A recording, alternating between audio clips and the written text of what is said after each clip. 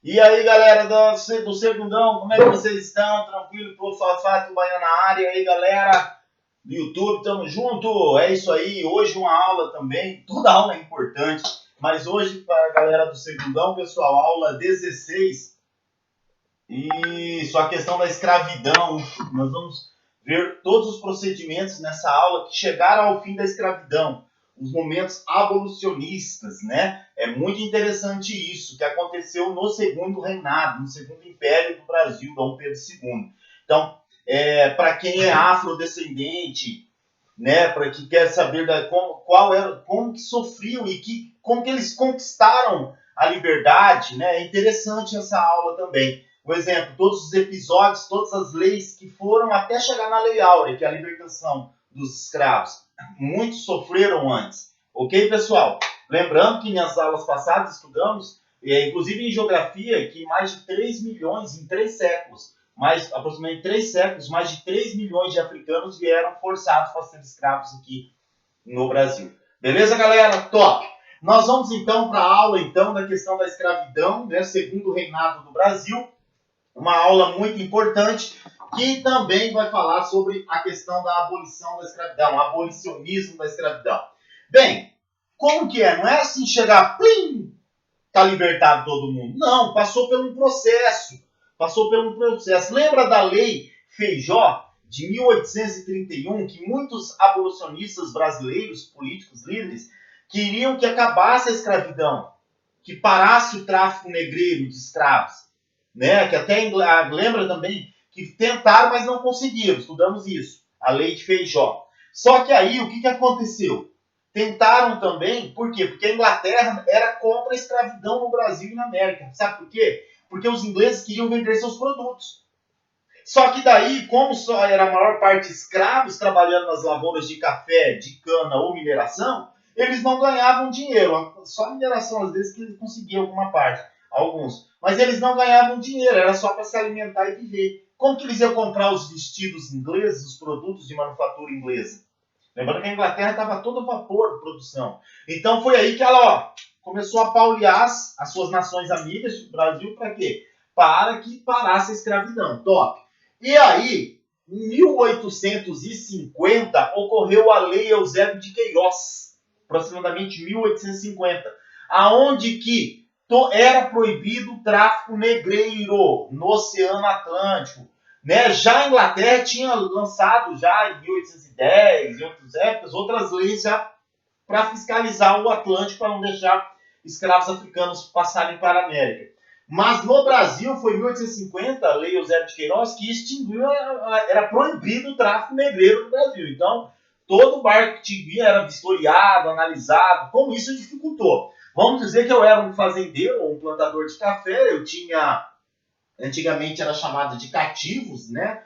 Mas tinha 1.000 cativos, 1.000 africanos lá. E aí o que acontece? Trabalhavam na lavoura de café, uns morreram porque eles não atingiam muita idade, porque viviam em condições insalubres, condições precárias. Então muitos chegavam com 20, 30 anos de idade, quando estavam com 40 já morria, tá entendendo? Não tinha muitas condições, sofria muito. Com isso, eu tinha que repor e comprar, entre aspas, mais africanos que vinham da África. Lógico, né, professor? Do africano da África, não vai ser da Ásia.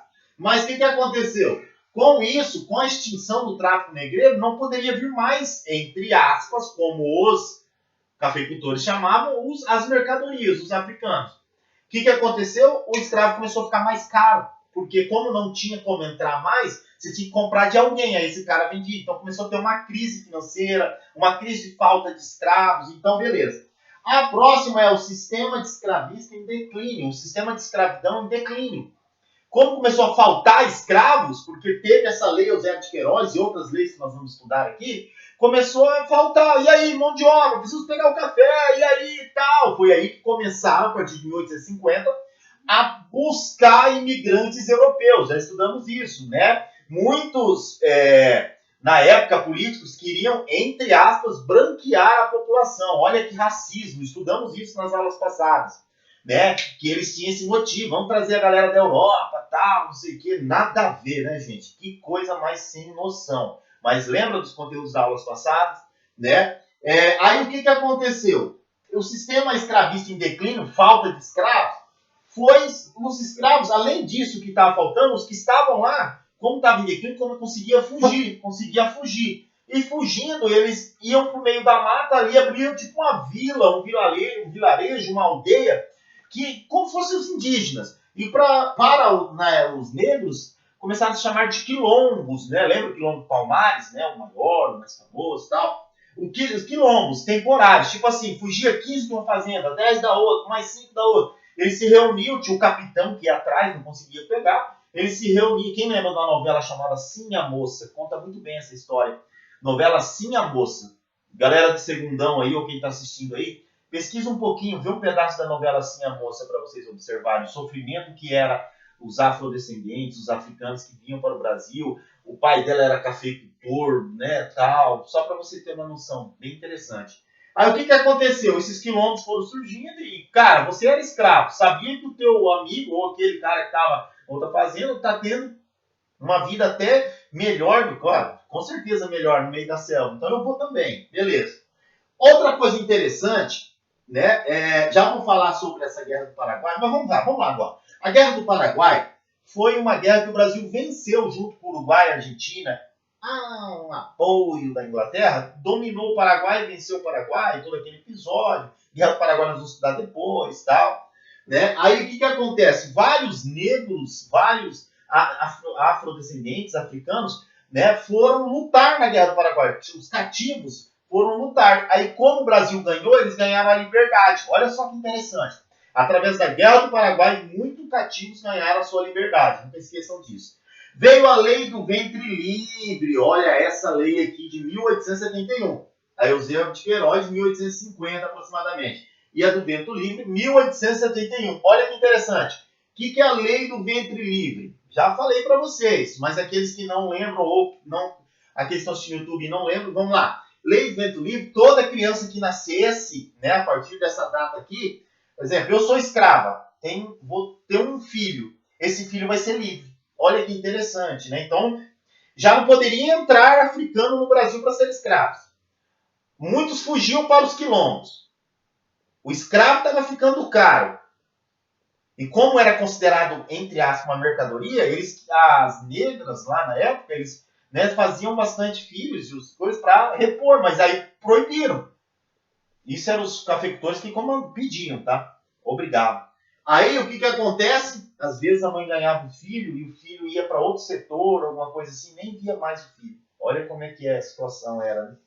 Aí a partir de 1871 acabou isso. Ou seja, todos os escravos que tivessem filhos, esses filhos seriam libertados. Olha que legal. Lei dos sexagenários. Muito bem. Lembra a lei lá de Feijó, que não deu certo, 1831, do tráfico negreiro? Então, juntou aquela lei. Ele falou, gente, já que não deu certo aquela lei, vamos dar um apoio maior aos escravos. Então, todos os escravos que tivessem mais de 60 anos nessa data, em 1865, 85, desculpa, então, participaram mais ou menos daquele período de 1831. Então, todos os escravos que tinham mais de 60 anos eram para ser libertados. Olha lá então, vamos lá. Fim do tráfico negreiro, não poderia entrar mais africanos no Brasil. Fugiam para os quilombos. Guerra do Paraguai soltou bastante. Eles, graças a Deus, né, foram libertados. Aí vem Lei do Ventre Livre, sexagenários, ou seja, chegou um momento que não tinha quase mais escravo. Por isso que foram atrás de imigrantes europeus para vir trabalhar no lugar. Só que aí lembra que nós estudamos? Era um sistema de parceria, colonato, lembra? Tá. E qual foi o primeiro estado, província, que falou, gente, chega disso, vamos parar com a escravidão? Um destaque legal para a província do Ceará, pessoal. Tá na apostila aí, para aqueles que estão querendo fazer vestibular, concurso Enem, o Ceará foi a primeira província, né, onde que parou, assim, não quer dizer a primeira, mas aquele que falou, não, gente, vamos lá, vamos acabar com toda a escravidão daquele local. E veio, por fim, da princesa Isabel, a Lei Áurea. Mas sabe por que assinou a Lei Áurea? Porque a Inglaterra já estava aqui no pescoço. Falou, ou você assina isso, ou a gente para com comercialização com tudo. E lembrando que tanto Portugal como o Brasil, também, Império Brasileiro, devia para a Inglaterra. Então tinha uma subordinação para a Inglaterra. Então o que aconteceu? A Lei Áurea foi a libertação total dos escravos em 1888. Interessante que em 1889 já vem a proclamação da República. Por quê? Porque Dom Pedro II, com 49 anos no poder, o cara que ficou mais tempo ganhando Getúlio Vargas no Brasil no poder, ele já estava com uma certa idade, cansado, já tinha gastado muito na Guerra do Paraguai, não tinha valorizado o exército, então ele estava com a moral lá embaixo. Foi aí que proporcionou a República, ou seja, o início da República no Brasil, o fim da escravidão. Beleza, segundão? Ó, rimou. Pessoal, atividade 1 e 2 para vocês fazerem para o professor, mandar uma fotinha. E o em casa, exercícios 20, 21 e 22 para o professor. Beijo do gordo, até a próxima. Não esqueçam de dar um like lá, de se inscrever no canal do Prof. E é isso aí, galera. Vamos que vamos até o próximo vídeo. Lembrando que hoje muitas pessoas trabalham como se fossem escravos, né? Ganhando bem pouco, às vezes só para comer. Então, cara, muitas pessoas vivem em condições precárias hoje. Não é lá na Arábia, não é lá, não. É aqui no Brasil também, galera. Governantes, vamos abrir o olho aí.